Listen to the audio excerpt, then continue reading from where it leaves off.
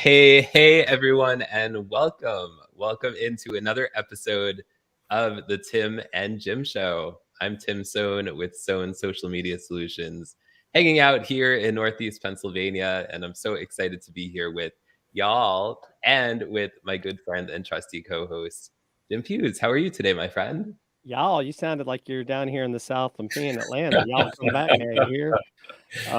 I didn't know they said y'all in Pennsylvania. I'm doing great, Tim. I'm glad the sun is out here in the Atlanta area. I wish it was a little warmer, like it is where our guest Oak is at today. But yeah, it's exciting. Excited to be here today. It's hard to believe it's already February. And I'm going to give some free advice for all of you people that are in a relationship. Monday is Valentine's Day. Don't forget. So can't say I didn't warn you. If next week we find out you get in trouble, not my fault. So, but yeah, but I'm excited about our guest today. He's not only a retired Army Lieutenant Colonel, but also an author of the book Your Leadership Legacy, and it's really a good book, Becoming the Leader You Were Meant to Be. And I think that this is important, and I think a lot of times people don't realize that, and I know he talks about this in the book, and I don't want to steal all the thunder, but a lot of times people think that guys like us and gals that were in the military, that our leadership doesn't apply to business, but it does. And I think also, the title of today's show is, servant leadership. And that's what we're going to talk about. And I think, Tim, like what we do with our show, right? We look to help others, right? We're not looking at like, oh, how Absolutely. Can I make money? And so I think that this is a timely topic.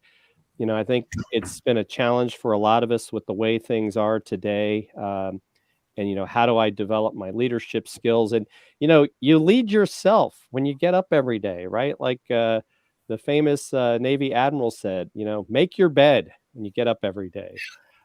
So those are some important things, but enough about that. Let's Oak, tell us about yourself and what got you to where you are today. Really interesting story that you have. Yeah, well, first of all, thanks for having me on the show, Tim and Jim. I really appreciate being on your show. And I grew up in Northern Illinois, like we were talking before, so I know what cold is, and that's why I live in Daytona Beach, Florida, because I'm not living in so I played baseball, basketball, football in high school. I was a captain of my sports teams. I was president of student government, president of my class, whatever. So I've had some leadership even when before I was officially had a title of a leader, I guess, or any formal training. And then I went to the United States Military Academy for a couple of years, came home, helped my father with his business, finished up in ROTC where I met my wife, who had been married to now for 35 years. Congratulations. And we met each other in ROTC. She was an Army nurse as well as when I was in the service. She was an Army nurse for about 8 years. And then I got in the Army and I did this amazing thing for 23 years where I got to be a leader and get to travel all over the world and work with some of the best people in the world. And I loved every minute of it. Yeah, that's awesome. And so you really at some point really caught into this idea of, not only did you want to be a leader, but you wanted to be the best leader that you could be. And in reading your book, I really see how you really look to develop those that work with you, right? And it's a team effort. And I think sometimes it probably goes back to, I know you played baseball, and so right these team sports, a lot of times people don't realize that a team sport really does help you develop, because some people are like natural leaders, but they want to help their teammates get better, because right, it's kind of like we're only as fast as the slowest person, all these if you want to call it cliches we hear from time to time. And so the rising tide lifts all boats, and things of that nature. So Tim, are you ready for us to get into the questions then? I'm ready. Let's do this. All right. So we'll start out with question 1. Yeah. So question 1 is, what is leadership, Oakland? Yeah. So I believe, like we talked and like we named the show, I believe leadership is all about servant leadership. I believe that if you believe that you're a leader, then you're serving other people. The chapter of Title 2 in the book and in my presentation, it's one of the first things I talk about is that leadership is not about you. And the title of chapter 2 is, it's not about you, it's all about you. And people say, well, Colonel McCulloch, how can it be all about me and not about me? And I said, well, it's not about you because it's not about the title that you get. It's not about more money or more pay or better privileges or that you live in a nicer house or get to drive a nicer car. Okay, I got it. Usually leaders get those things, and that's good. Good for you. That is not why we made you the leader. And it certainly is not why you are the leader if you are a good leader. We made you the leader so that you could better serve those who work for you and those you work for, and that you can make the organization a better organization than when you got there. That is why we made you the leader. And if you don't believe that, then I'm here to tell you, I don't believe you're going to be a good leader. If you take care of the people in your organization and you empower them to become the best person they can be, then they're going to take care of you, and you're going to get all those other things in the end. Your organization is going to be better, which means you're going to get all the recognition you want and all those kinds of things, which is good. But that's not why you should be the leader. I also like Jim was saying, I think that one of the things that we got to do is we got to produce that next generation of leaders. And it's so important that leaders do that. And it goes back to a story that I tell all the time. And one of my favorite quotes, and I've had this quote in my office I've had a big sign made that has this quote, and I've had it in my office ever since Master Sergeant David Powell told it to me. I wish I could take credit for it, but I can't. Master Sergeant David Powell, who was probably one of the best leaders I ever worked with. One day we were sitting there talking about what we were doing in ROTC about producing the next generation of leaders for the Army and for the country. And he said, sir, great leadership handed down from generation to generation is what develops great nations. And I thought to myself, wow, what a great quote. And the great thing about that quote is that you can take that word nations and you can substitute anything you want for it. You can say company, organization, hospital, sports team, whatever, and it doesn't change the meaning or the value of that quote whatsoever. And I think that we got to do that. We got to teach, train, coach, mentor juniors that we want to eventually be the leaders that are going to take our place, because we are all going to get old and we're not going to be leaders anymore. Sorry, that's going to happen. We got to be able to produce that next generation of leaders. And I think that's one of the responsibilities of being a leader and what leadership is. Because I tell people all the time, if you're calling yourself a leader and you're not mentoring somebody, I'm questioning whether or not you're a leader. Yeah, and I'm glad you brought that up, because that was one of the things I was going to ask about. Is one of the things you talk about in the book is you were fortunate to have some mentors, right? And mentorship is a little bit different than leadership. And It is. Do you want to talk about that? Yeah. So mentorship is not necessarily leading. You're training the next leaders. You're teaching them some things. You're giving them some wisdom. And mentorship can be two things. It can be you reaching out to somebody and training them, talking to them, passing on your experience, or it can be the other way where you just sit back and they come to you and they ask you questions and you're helping them that way. So, and I always tell people, look, you cannot be a mentor to everybody. You just don't have time. It's just not going to happen. You got to pick the ones that you think are those diamonds in the rough that you can help develop, that are going to be that future leader. And I was lucky in my career. I had some, people who ended up 2, 3, 4-star generals who took an interest in me and, helped both ways. They would pass some information on to me and help guide me through some things, or I could call them up anytime and say, hey boss, what about this? and they were more than willing to take my phone call and to help me out. But it's so important. The mentorship piece of it is so important. And it's funny because I just had this discussion last night with somebody that my wife and I were having dinner with him and his wife. And I said, one of the things I always tell people is I go around and talk to young men and women is I always say, show me who your hero is and who you're hanging out with, and I will show you what you're going to become. And I think that's one of the reasons that being a mentor is so important, because if we aren't being the mentors, then unfortunately somebody else who may not be teaching the right things will be the mentor.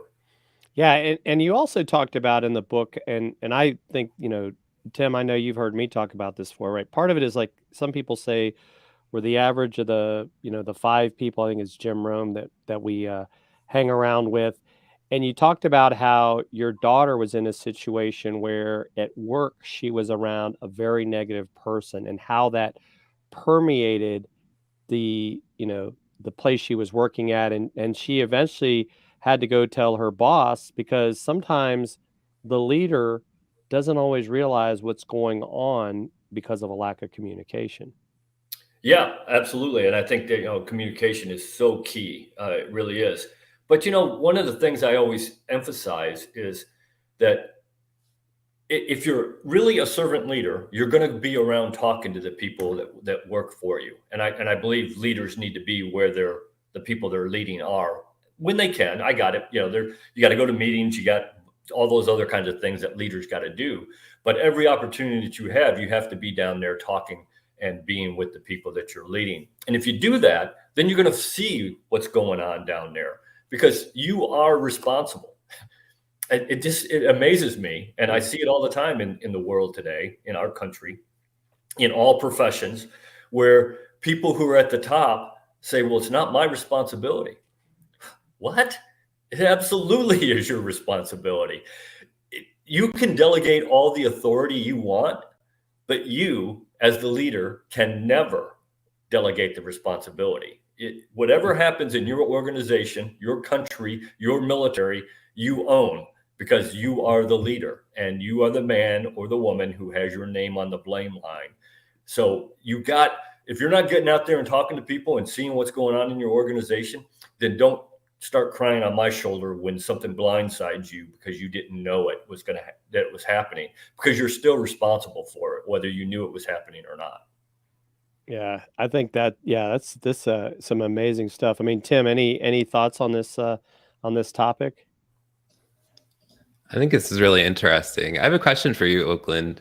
What do you think are, in terms of leaders, what do you think are some, do you think in terms of like characteristics of leaders, do you think, what are some characteristics, are there certain characteristics that make good leaders, or are there certain people that you think are not meant to be leaders?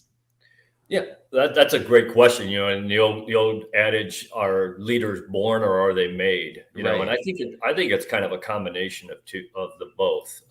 There are certainly natural born leaders, and if you don't believe me, walk out on any soccer field with little kids, 5 to 10-year-old kids, and I promise you, there's a leader on that field, and you'll be able to pick them out. Nobody appointed that young man or that young woman as a leader. Everybody follows them, and they are the natural leader. So they do exist. However, having said that, I think the majority of leaders in this country are not natural born leaders. They're not that person who everybody followed just because they felt like it, and it kind of drew them to them. That doesn't mean they didn't have any leadership abilities, naturally born abilities, because they probably did, but they're not that person.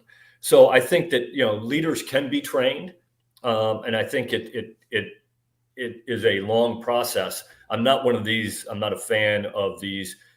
Come and do the online 2-week, 3-week course, and we're going to certify you as a leader, and now you can go out there and teach and train other leaders. I'm throwing the flag on that one. Okay, I'm not buying it because I've seen it. I mean, it doesn't work that way. Becoming a leader is a long process and a hard process. the things we do as leaders, the concepts of leading are not that hard. Actually doing the day-to-day things to be a good leader, that's where it gets hard. And to know what those things are. And I always tell people that, I think becoming a leader takes training, where in the classroom where we're teaching you the things that you need to know to be a leader. It takes learning, not only in the classroom, but learning from other people's experiences. And one of the ways you do that is read. And I'm a firm believer that if you aren't reading about leadership, then you're not developing your leadership skills. You're not becoming the best leader you could be. Everybody should be reading about leadership. I tell these young men and women that are in our ROTC program, and all the young men and women I go around and talk to in high school and college, that you need to read everything you can about leadership if you want to be a leader. I don't care if it's a book, a article, a bulletin, a blog. Some of them are horrible and throw those away. Okay, I got it. Learn from what you can from it. But some of them are absolutely amazing, and you will learn some things that you'll use the rest of your life. And I always tell people autobiographies are the best, because then not only do you learn what that leader did, but you learn why that leader did what they did and the thought process they went through to come up with that decision. And that's always, you can always grab some nuggets out of that. And then the last piece of that is that you got to actually do it. I can sit there and tell you all day how to be a leader. We can teach you all the theories that you want to learn. I can teach you everything that you need to know. But until you go out there and actually become a leader and do it, you're never going to develop that leadership skill. That's a huge part of it. And I always tell people, this is a true, running an ROTC program, sometimes I would walk into the classroom, I'd say, I got a project, I need somebody to lead it. Who wants to lead? And one hand would go up. I'd say, what? I said, you're in this organization to become a leader. I should have seen every hand go up. You should never turn down an opportunity to be a leader. If you get a chance to be a leader, be the leader. That's what great leaders want to lead. I want to lead everything every day. I don't care what it is. I want to be the leader. Now, I know when I come home at night and I walk in my door, I know I am no longer the leader. I got it. There's a reason I've been married for 35 years. Okay. I know my place. Now, when I walk back out in the morning, I want to be the leader again, because leaders want to lead. And if you don't want to lead, and if you're turning down leadership opportunities, then you are wasting an opportunity to become the leader you were meant to be and to be a better leader. I'm convinced of that. Yeah, that's a really, I think that's a very powerful statement, because I think too that sometimes we struggle because, when you become a leader, in a lot of cases, you're going to be making a lot of sacrifices in other areas, because people are going to be relying on you at times maybe you didn't expect, even in nonprofit organizations. And I think this is where I think the leadership, if you want to call it training piece, is so important, because we see, and I know I've seen it, that people will become the president of an organization or whatever, and then they can never get anyone else to step up, right? And then they almost get burnt out, because it's like, hey, I don't want to do this for the rest of my life. I wanted to do it for a period of time, and Right. move on to other things. I find it fascinating, but I also I thought it was interesting too what you said, because I think the Army is similar to the Marines in that, when you think about whether it's ROTC or, OCS, or going through one of the service academies, that in and of itself is a leadership training process of 4 years in some cases. Then we go to 6 months of training before we, get to go out to then get our training in our specific field. And then we get to actually, get our Marines or soldiers or sailors that we're going to start working with. So, and everything they do is designed in making you understand not just that you're in charge, but understanding all the jobs of those people that are working for you. That's right. And I think that's where some leaders make that mistake, is I got to understand what you're doing. And you talk about this, like, I got to know, even if you think about if you're running a company that's doing live streaming, what do each of the people in that organization do to make a show happen? And what are the processes and how and you talk about this as well as how taking input from them, right? The people in at the top are not always the one with the best ideas. Sometimes they have the worst ideas and vice versa. Yeah. So I also liked how you talked about that in the book as well. Yeah. Well, I was lucky. I had some great leaders. That I also had some awful leaders that I worked for, but as I think we all have, but I had some great leaders. And one of them was General Craddock. He ended up a 4-star general and was a great leader to me and a great mentor to me. And I worked for him a couple of times. And he said to me one day, he said, Oak, a good idea is a good idea, whether it comes from a private or a general. And a bad idea is a bad idea, whether it comes from a private or a general. It doesn't matter what rank you are. It doesn't matter where you are in the organization. You can have some great ideas, or you can have some horrible ideas. And one of the things that I firmly believe in, because we have to build that team. If we don't build that team and that organization, then like you said, Tim, if you can't find somebody to take over for you, then you're going to get burned out, and eventually somebody's got to take over. So you got to build that organization. And one of the ways you do that is by communicating with people and allowing them to have some input so they buy into the organization. And one of the ways you do that is you involve them in the decision-making processes and to solve problems and make decisions. And I've always been a firm believer that when you have time, then you call, if you got to make a decision or you got to solve a problem, then you call the people, your junior leaders, the people that you trust in, and you say, okay, here's the problem we have, or here's the decision we have to make. Give me some ideas. What's the best idea? Because if you don't do that, then the only experience and the only knowledge you are using is yours. And I don't care how good a leader you are. I don't care how long you've been doing what you're doing. You don't have all the answers. I know that hurts some people's feelings, but it's too bad. You don't have all the answers. And if you use somebody else's, then you get some fresh input into it, a fresh set of eyes or whatever. When you do that, you do two things. When you call everybody together and you let them give you ideas, even if you don't use any of their ideas, what you've done is two things. Number one, you have let them know that they are a valued member of the team because you're sitting there listening to their ideas. And number two, if you do use one or two of their ideas, then what you have done is now it is no longer Colonel McCulloch's solution or decision. It's our solution, our decision. Now we buy into it. Now they got skin in the game. Now they believe that they're a valued member of the team, and they are at that point. And if you get them to that point, then they will do whatever you need them to do to help make that organization better. And that's the whole key. That's the whole idea of this leadership thing, is to make people and organizations better, because it is about people. And anybody who thinks they're a leader and doesn't believe that leadership is about people, you're not a leader. I'm sorry.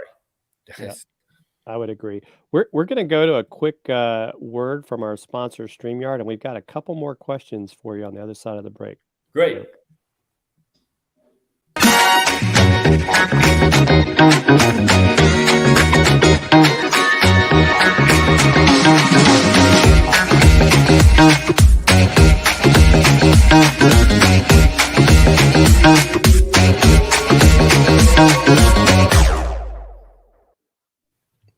And we are back on the Tim and Jim Show, talking all about servant leadership today with Oakland McCulloch.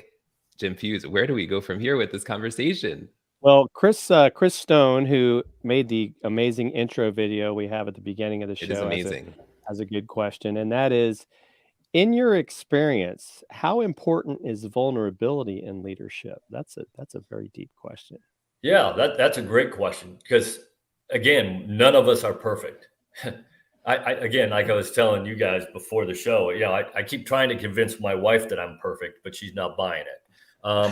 None of us are perfect. We're all going to make mistakes. And it's huge that when you do make a mistake, what you do. It's not important that you made a mistake, because we are all going to make mistakes.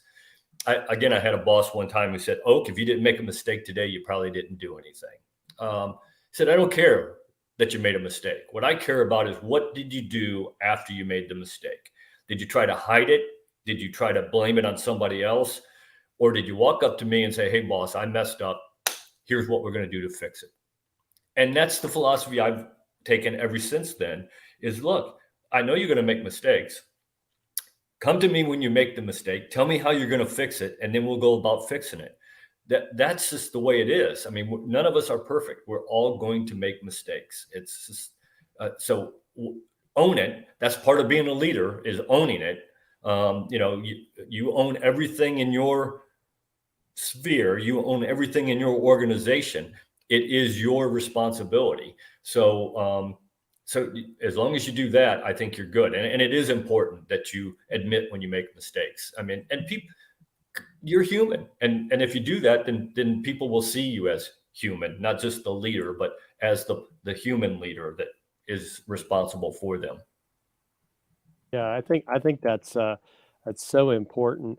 And we do have another question we wanted to ask you, and that is, because I think we've been talking a lot about leadership, and some people might be like, well, I want to be a leader. Because I will say this, and I'd love to get both your thoughts on this.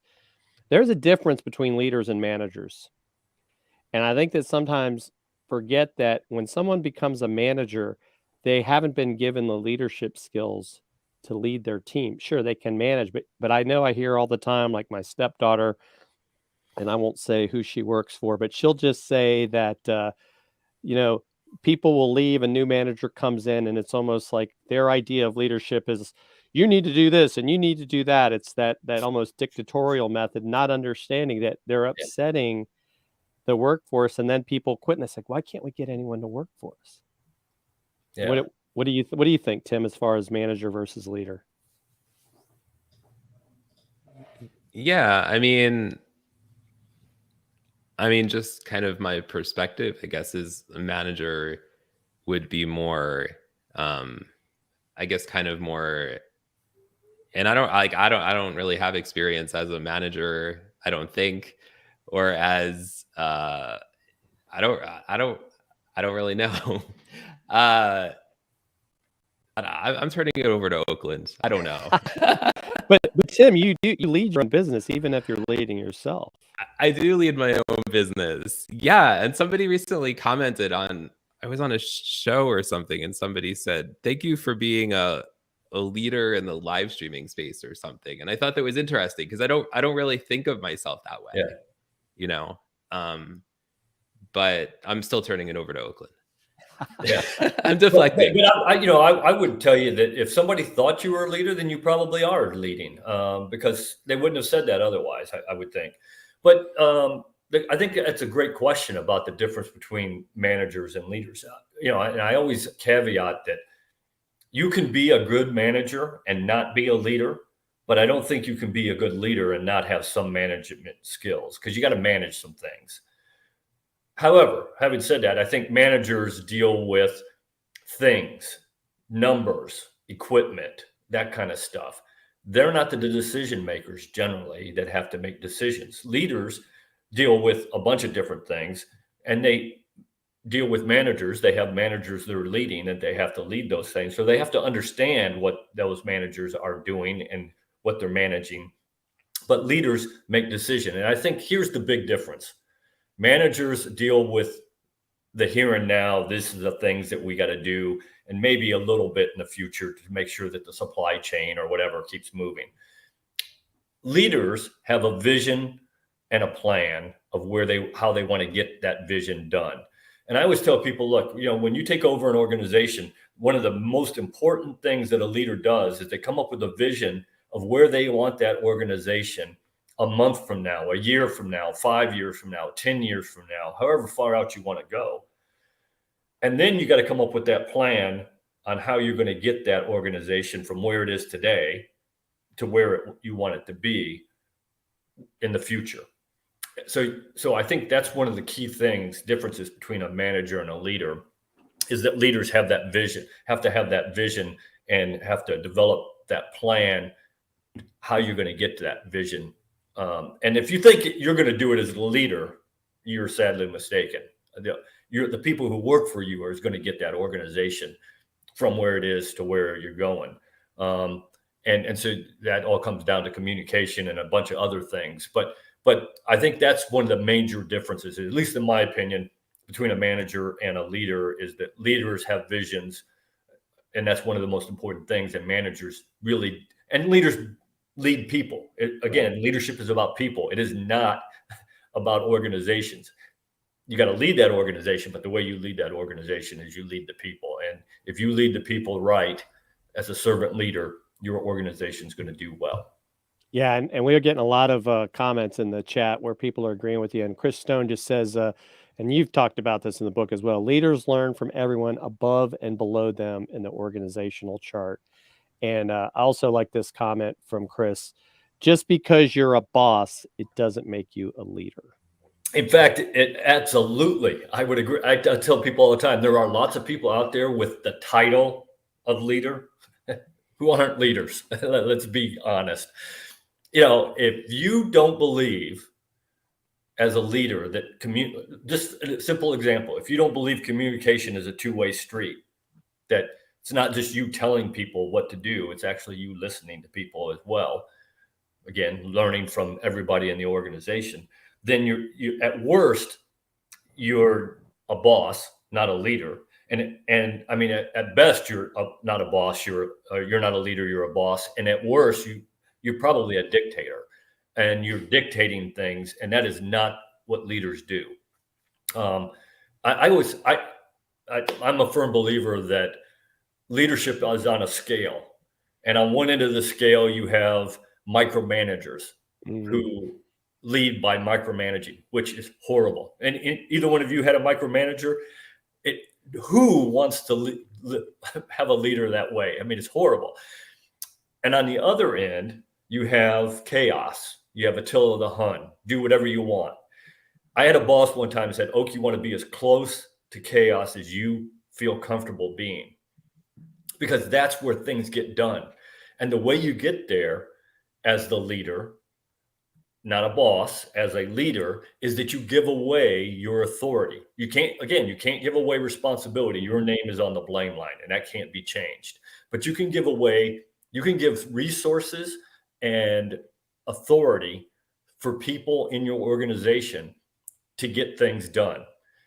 That allows you that time to be focusing on the future, in your vision, in the plan on how to get there, while they're doing the day-to-day stuff, because you've given them the resources and the authority to make it happen. Now, it doesn't mean you don't check up on them, because you got to do that. That's part of being a leader, but you got to get out of their way and let them do that. And if you do that, if you get as close to that chaos as you can, as far away from micromanaging as you can, then I think that is one of the differences between being a leader and being a boss, is that you empower people in your organization to be the best they can be by giving them that authority and the resources to get things done. And then you get out of their way.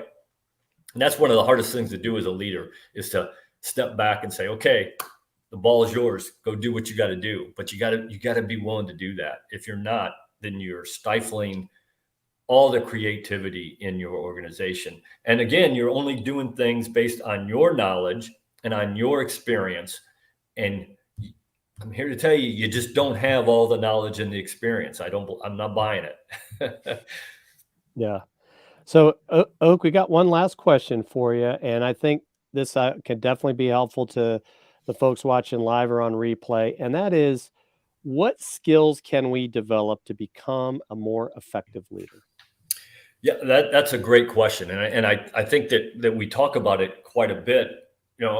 When we are developing leaders through this process, whether it's ROTC or some, civilian method of developing leaders on a leadership course that some civilian organization uses, and they're probably just as good. We walk through some of those things and we talk about those things. And I think that one of the number one things, and we kind of hit on it a little bit, is communication. I think if you want to be a leader, you have to be able to stand up in front of people and talk. And as I go around and talk to young men and women all the time, and I tell them that, they say, well, I can't stand up in front of people and talk. And I said, then one of two things: either you will not be a leader because you got to be able to do it, because that's what leaders do, or number two, you can develop it. And if you really want to be a leader, you can develop your leadership, your communication skills, so that you can do that.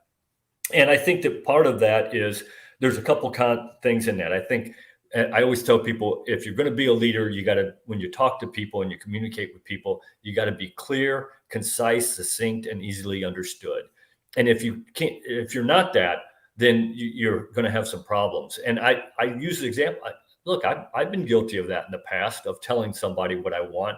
And I'm sure you guys have done that too. You told somebody what you want. You give them all the resources and the time, and you give them the authority to make it happen. And a couple of weeks later, they come back and they say, here you go, boss. This is what you asked for. And you look at it and you say, yeah, that's not what I asked for. And they say, oh, yeah, it is. And when you look back, guess what? That is exactly what you asked for. It isn't what you wanted, but that is exactly what you asked for, because you didn't do a good job communicating what it was you wanted. I've done that. I mean, but you got to try to make that happen as least amount as possible. And in the book and in my conversations with people, I always talk about, I use the concept, and look, I'm just a dumb farm boy. I don't come up with new things. Napoleon came up with this when he was a general. When he was on the battlefield fighting battles, he'd have to send out communications to his generals. And he always had a corporal, a low-ranking soldier, that would stand right next to him. And before he would issue out an order, he'd issue it to that corporal. And he'd say, okay, young man, what did I just tell you to do in your own words? And if the guy could do it, if he could tell him, it was a great order, send it out. If he couldn't, then it could be misunderstood and he would start over again. So we all, as leaders, one of the things I tell people is a leader, you need to find that Napoleon's corporal for you. And it can't be somebody who's a yes man, who's going to tell you exactly what you want to hear. It needs to be somebody who's not afraid to hurt your feelings. I've always been lucky in my life. My wife has always been my Napoleon's corporal. I believe me, she has no problem hurting my feelings. I would come home and I'd say, hun, you know what I'm going to do? And I'd tell her, and she'd look at me and say, really? You think that's a good idea? And I'd think about it and I think, yeah, you know what? Maybe that wasn't such a good idea. If you don't have that person to bounce ideas off like that, you're going to do some dumb things in your career. And so that's one of the things, communications. The other thing is the delegating piece. Again, you got to get away from the micromanaging. If you got to learn to delegate, and if you don't learn to delegate, then you aren't going to be a good leader, and your organization is not going to be as effective and efficient as it should be. Again, going back to the micromanaging versus letting people do the things that are right for them. And I would say the last piece of that, just real quick, I mean, there's a whole bunch of things we can talk about, but the last piece of that is to be decisive. There is nothing worse than having somebody who's a leader of an organization who can't won't make a decision. That just kills an organization. It kills the trust of the people in their leader. And usually that means that the organization is going to fall behind everybody else in that field, because decisions aren't being made that need to be made. And when I go around and talk to businesses, and every once in a while I'll have a friend who will say, hey, can you come look at my organization? We're having some problems and I just need a fresh set of eyes to see what we're doing wrong. One of the things that I usually find is that somebody in that organization isn't making decisions when they need to. And when I ask, well, why didn't you make that decision? They said, well, I didn't have all the information I needed. And I said, listen to me.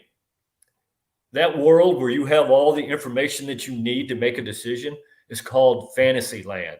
That place doesn't exist. You are never going to have all the information that you need to make the right decisions. You need to take the information you have, make some guesses on the information you know you're missing, and then start down that road. You can always make right turn, left turn, detours, whatever, change directions as more information becomes available, but you got to at least start down that road. So I think the things that the real big things are communication, learning to delegate, and making decisions. Those are some things that every young leader needs to learn how to do if they want to be a good leader. That's awesome. And one of my old boss, Colonel Butler, he had an acronym he called DAD, delegate and disappear. That's So great. because he had other things he had Use to that. do, and that became like a trust factor, right? Like, and I know you talk about it in the book. It's like I may check with you periodically just to say, hey, how are things coming? Because that gives you the opportunity as the person given the task to maybe say, hey, I'm having a problem getting X or Y. And that's That's where right. you as the leader can help them, not necessarily do it for them, but maybe say, hey, you need to go talk to Tim. He's got that information. And if Tim doesn't give you that information, let me know. I'll take care of that. We do have one final audience question I thought was really good, and it's from Jonathan. For some reason, he's showing up as LinkedIn user. But how does one lead without authority? So you have authority just by the title of leader. But when I say give away authority, I'm not saying you give away your title as being the leader or being the leader. What I'm saying is you're giving away authority for decisions to be made. One of the things that makes our military in America one of the greatest militaries ever is that we have allowed people at the lowest ranks. We've given them the authority to make decisions that other militaries, colonels and generals make the same decisions that we have sergeants making decisions in our military, because we realize that they're on the ground, they're seeing what's going on, and they can make the decision better than I can sitting 100 miles back away from what's going on in that situation. So you're not giving away your responsibility or your title as the leader or your responsibility as the leader. You're giving away the authority to make decisions on the ground without asking approval of somebody above them. And I think that's the difference. Just to clear up when I say you give away your authority, that's what I'm talking about. You're giving away authority to make decisions. And I think that's key. And if you do that, then you've trained people. There's a concept. You got to actually train people to do the things you want them to do in your organization. Then I think you're going to get some good results.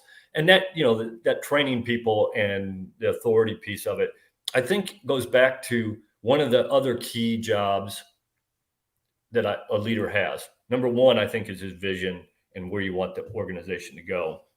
And the second most important job that a leader does is builds the culture of their organization. And I got into a discussion, I won't say an argument, but I got into a discussion with somebody who said, well, I don't have to build the culture in my organization. I can just hire the right people and the organization and the culture will happen. And I said, good luck with that. I'm here to tell you that's not true. If you'll get a culture, but it's not the culture you want.